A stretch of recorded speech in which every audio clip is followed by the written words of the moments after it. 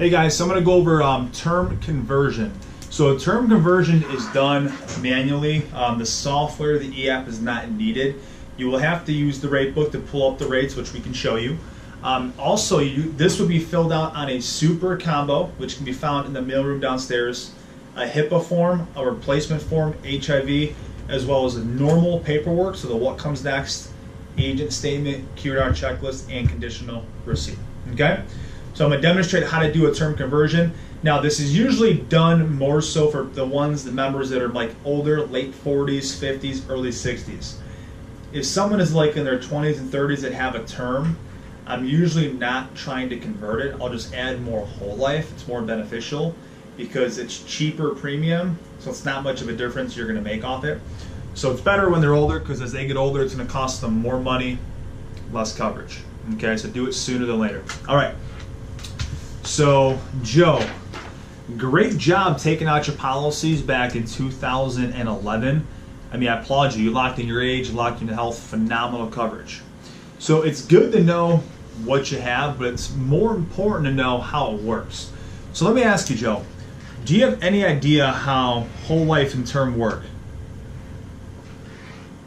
No. No? Okay. So you have what's called term insurance. Now, term stands for terminate. It's usually what you get through your employer. So once you leave your job, get laid off, retire, it goes away. It's gone. Okay? Now, term has a 4% chance statistically of paying out.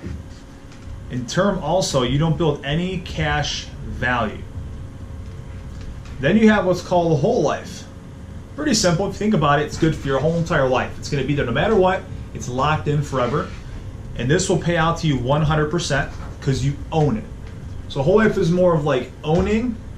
Term is more of like you're leasing, you're renting. Okay, because like when you lease or you lease a car, you rent an apartment, when that term is up, you get no money back. But when you own something, you have the option to sell it, get a return on your investment, so you make money. Whole life, you build cash value. It's a little more expensive. So Joe, if you had to invest, would you invest in a 4% chance of paying out or 100? 100%. Exactly. So here's the concern, here's the problem.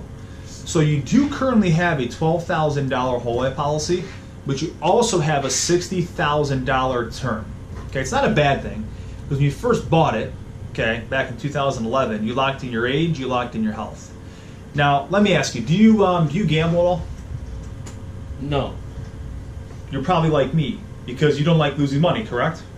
I don't like losing money. It's typically kind of like how term works as you get older, okay? So you have a 10-year term. So what that means, Joe, every 10 years you have the option to renew your policy or convert it over within those 10 years. Now, if you wait to convert it, what's happening is you're getting older. It's going to cost you more money for less coverage. Or if you decide you want to keep it, you can, right? So you're going to be 53. Let's say it's going to cost you $50 more to keep it. You may be like, well, it's only $50, not much more of a premium, so we'll keep it, right? All right. So now 10 more years goes by. So you've had it for 20 years now. You're 63 years old. And they send you a bill, it's going to cost you triple the price. Let's be honest, Joe. If it's going to cost you triple or quadruple the price of what you're paying now, what's going to be your first instinct in your mind? Probably cancel. You're probably going to want to cancel. Well, now, past 20 years, where did all that money go that you paid in? Doesn't it build cash value? Well, term builds no cash value, so you lose it. It's gone. It goes right to the company. So my suggestion to you, while you can, that you're young, is to convert your term into whole life. Here's the great part.